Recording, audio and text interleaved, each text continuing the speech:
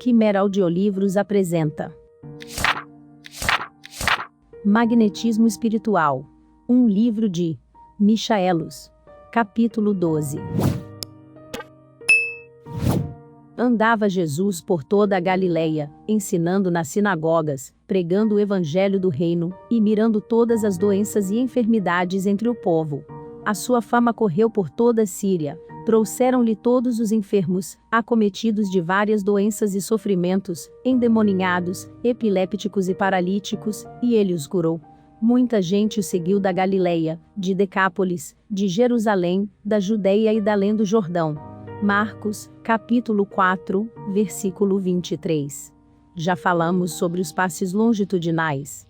Trataremos agora das fricções e, em seguida, dos passes de dispersão e das insuflações.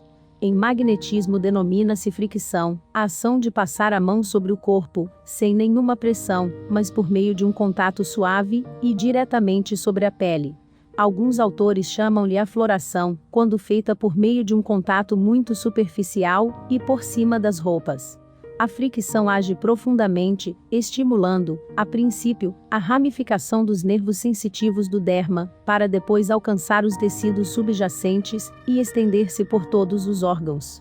As fricções são palmares, digitais, longitudinais e rotatórias.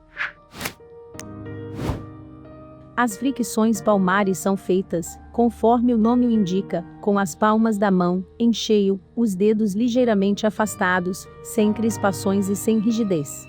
As digitais, com a mão aberta, ficando os dedos ligeiramente afastados e um pouco curvados, evitando-se contração e rigidez, com o punho erguido. As longitudinais são executadas com a mão aberta, como as fricções palmares, ou somente com as pontas do dedo, como as fricções digitais, ao longo dos membros e do corpo, muito lenta e suavemente, cerca de 1 minuto da cabeça aos pés, no sentido das correntes, isto é, do alto para baixo, seguindo o trajeto dos nervos e dos músculos. As rotatórias são feitas igualmente com a palma das mãos, ou com a ponta dos dedos, descrevendo círculos concêntricos no sentido dos ponteiros de um relógio. É também aconselhável, de quando em quando, e à medida que a mão ou os dedos deslizam pelo corpo, fazer ligeiras pressões, como se quiséssemos deslocar alguma coisa aderente à pele. Não se deve esquecer que, ao fazer retornar a mão ao ponto de partida, o operador a conservará fechada e afastada do corpo do paciente, tal como age com os passes. Vê-se assim que a fricção magnética nada tem de comum com a maneira pela qual são ministradas as fricções médicas, em que predominam movimentos rápidos, às vezes violentos, praticados em todas as direções, e geralmente com o emprego de pomadas, óleos e outros medicamentos. É sobretudo importante, observa Boé, evitar o emprego de substâncias mercuriais, arsenicais, iodadas ou canforadas, que entravam totalmente a ação magnética, pervertendo mais ou menos a sensibilidade e a receptividade das ramificações nervosas do derma. E a esse propósito cita o seguinte caso elucidativo. Tratava-o de uma paraplegia num indivíduo quase sexagenário.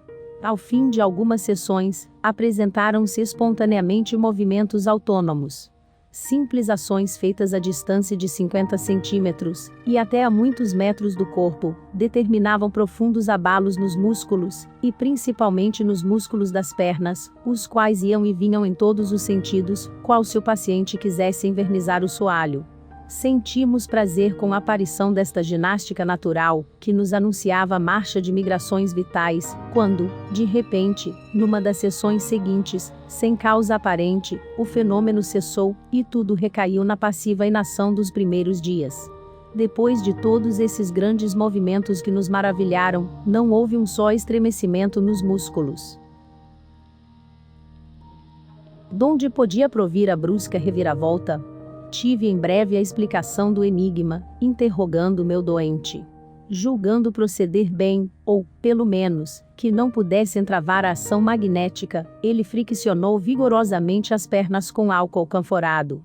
Ora, esta ação, aparentemente inofensiva, subtraindo momentaneamente as ramificações nervosas do derma toda a receptividade magnética, produzira a parada do fenômeno. E se eu de tal pudesse duvidar por um instante, bastava a confirmação que me trouxe alguns dias depois o restabelecimento dos movimentos, quando se esgotou a ação anestesiante do álcool canforado.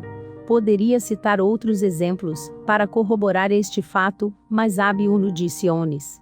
Os passes e as fricções produzem muitas vezes certos desequilíbrios orgânicos de pouca monta, e facilmente removíveis, oriundos de acumulação dos fluidos em uma ou algumas partes do corpo.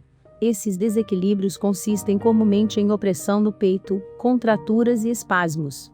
Em casos tais, como invariavelmente no fim de cada magnetização, há a necessidade de dispersar os fluidos assim acumulados. A ação de dispersar, portanto, é ação de equilíbrio, e não, como insinua Lawrence, ação de desmagnetização. Diversos são os processos de dispersão. Citaremos, todavia, os mais usados. Em primeiro lugar, indicaremos os passes transversais e perpendiculares. Os passes transversais se executam a alguma distância do corpo do paciente, 30 a 50 centímetros. O operador, colocado de pé e defronte do magnetizado, estende os dois braços para diante, as mãos abertas, com a palma, e, bem assim, os polegares para baixo. Nessa posição, ele abre rapidamente, e com muita energia os braços no sentido horizontal, e depois volta com vivacidade à posição primitiva, para recomeçar logo a seguir da mesma maneira. Esses passes são repetidos 4 ou 5 vezes, e são dirigidos para o ponto do organismo, em que se quer dispersar. Nos casos de dispersão geral, como acontece no fim de cada sessão, ou para despertar o sonâmbulo, esses passes são dirigidos, em série, sucessivamente, à altura da fronte, ao peito e aos pés. Pode-se também executar o passe transversal só com uma das mãos. Nesse caso, o operador impulsiona a mão, batendo vivamente o ar por cima, e na altura de 5 centímetros da parte visada, como se fosse agredir o paciente, tendo cuidado de, ao repetir o passe, fechar e afastar a mão. Os passes perpendiculares somente são praticados no fim das sessões, mas depois dos passes transversais, quando houver necessidade de mais segura dispersão. A sua execução se faz do modo seguinte. O magnetizador se coloca ao lado do paciente, que deve ficar de pé, e, impondo-lhe as mãos estendidas com as palmas, a distância de 5 centímetros, mais ou menos, por sobre a cabeça, desce-as rapidamente até ao chão, uma pela frente, e a outra por detrás do corpo. Pode igualmente o operador colocar-se por diante, ou por detrás do paciente, fazendo descer as mãos, nas mesmas condições, pelos lados do corpo. Esses passes devem ser repetidos, com muita vivacidade, 5 ou mais vezes, tendo-se sempre a cautela de observar a regra do fechar as mãos e afastá-las ao recomeçar o passe. Pode-se igualmente dispersar com uma imposição com contato, fazendo pousar a palma da mão sobre o ponto onde se quer dispersar, e ficando os dedos suspensos e arqueados para cima, inteiramente abertos, firmes e imóveis. Por esse processo, facilita-se o escoamento dos fluidos acumulados pelas pontas dos dedos. Devemos assinalar que a imposição sem contato, a distância de uns 3 centímetros, feita nas mesmas condições da precedente, pelo tempo que for necessário, é um excelente método para fazer cessar as dores e resolver os tumores e inflamações. Poderoso meio de dispersão é a insuflação fria, de que trataremos a seguir. Segundo a versão que nos dá o Velho Testamento, a vida foi transmitida ao homem pelo sopro. Do pó da terra, formou Deus Jeová ao homem, e soprou-lhe nas narinas o fôlego de vida. E o homem tornou-se um ser vivente. Se as leis da natureza opõem uma concepção adâmica sobre a formação do homem razões poderosas e decisivas, não se pode recusar ao versículo, entretanto, a forte expressão de um simbolismo. Na verdade, o primeiro sopro anuncia a vida, e o último sopro, ou, como dizemos na linguagem corrente, o último suspiro, assinala a morte do corpo. Os pulmões, órgãos da respiração, são, no homem robusto e sadio, uma importante fonte de energia vital, de que ele pode utilizar-se para o bem do seu semelhante enfraquecido ou doente. Quando se respira a plenos pulmões, apresenta-se realmente todas as aparências de saúde, ao passo que a dificuldade de respirar indica muitas vezes uma fraqueza geral, um desequilíbrio das funções vitais. A medicina vale-se muitas vezes da insuflação de boca a boca nos casos de asfixia e, especialmente, de morte aparente dos recém-nascidos.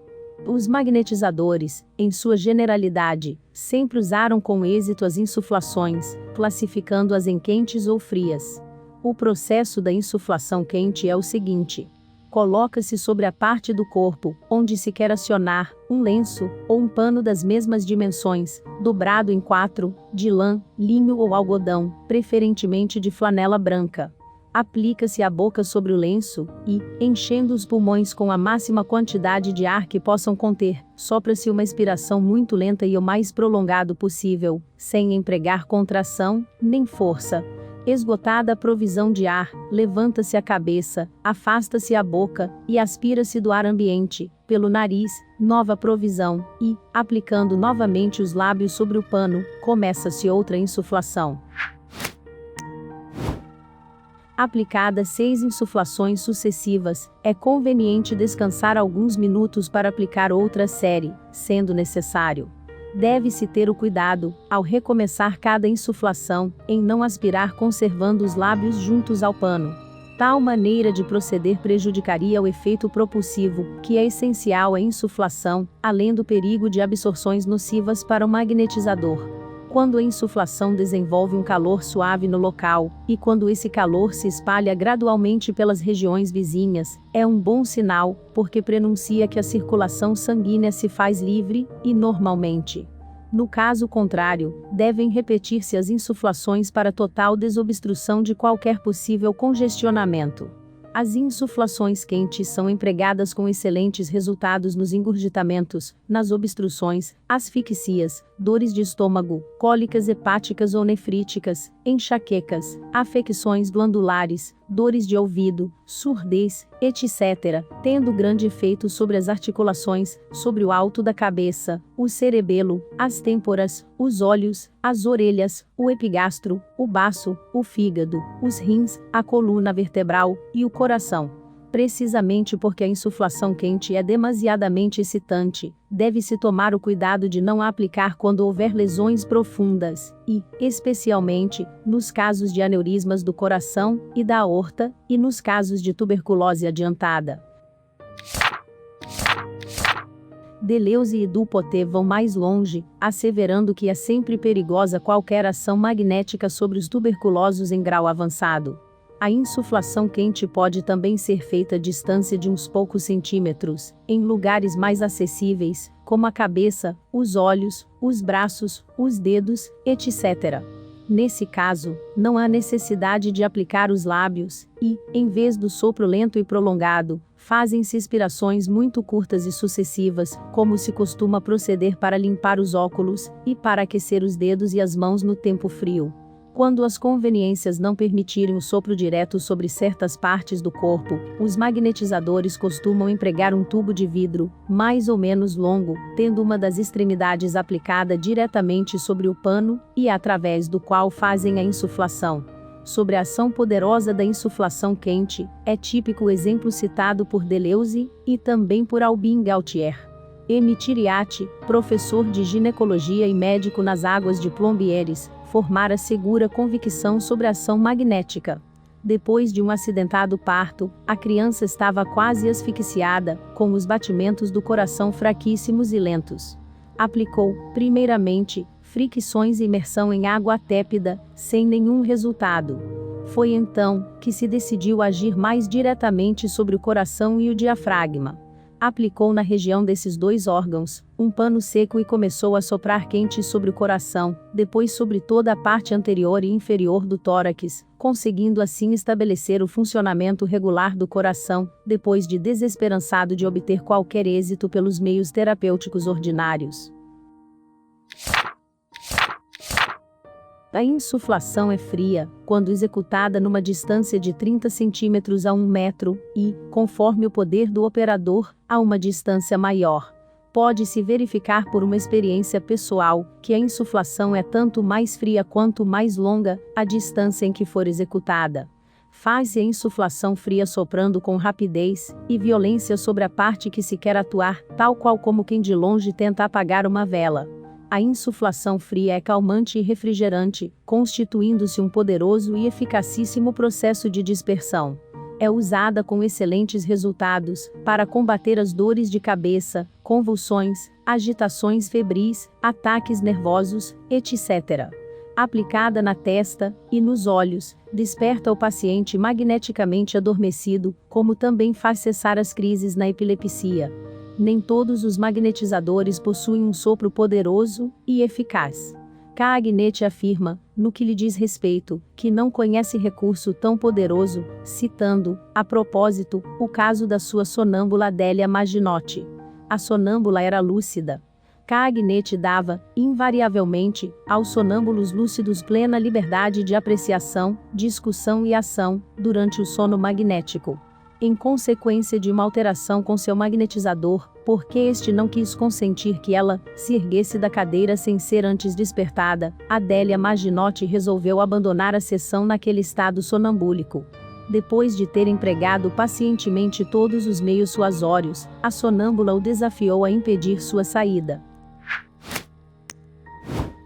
Os lúcidos têm às vezes desses caprichos, que colocam o magnetizador num grande embaraço. K. Agnete estava, pois, diante deste dilema. Ou travar uma luta corporal com a sonâmbula, de uma força extraordinária, ou abandoná-la nesse estado na via pública, deixando-a enfrentar os mais graves perigos. Recuperando a calma, e fiado na sua vontade, e na sua força magnética, colocou-se resolutamente em frente da sonâmbula, pensando que ela não passaria. Puro engano. O magnetizador foi violenta e brutalmente lançado para um lado, enquanto a fechadura da porta era estridentemente arrancada e atirada ao chão. Numa ação rápida, K. Agnete sai pela porta contígua e novamente se coloca face a face com a sonâmbula e, apesar da distância de cerca de 2 metros que o separava desta, soprou-lhe fortemente sobre a testa. E tal foi a força da insuflação, que a magnetizada instantaneamente vacilou, para cair em seguida em cheio nos braços do magnetizador, que assim a amparou. Grande foi então a surpresa do magnetizador, vendo a senhora, antes tão irritada e voluntariosa, levar a mão à testa, como se tivesse recebido um profundo golpe, e em seguida recuperar toda a calma. Tópicos abordados: magnetismo espiritual, passes espirituais, passes magnéticos, energia espiritual, magnetismo animal, magnetismo e espiritismo, espiritismo, magnetismo, estudo do espiritismo, estudar espiritismo, ação magnética, dispersar os fluidos, passes transversais, passes perpendiculares, energia vital, funções vitais, sonâmbulos lúcidos, estado sonambúlico. Quimera Audiolivros traz mais esta incrível obra, Magnetismo Espiritual de Michaelos, obra que fala sobre os passes espirituais e passes magnéticos, a energia espiritual e o magnetismo animal. Uma ótima obra para o estudo do magnetismo e espiritismo, importante para quem quer estudar espiritismo a fundo, e também o magnetismo. O estudo do espiritismo agradece.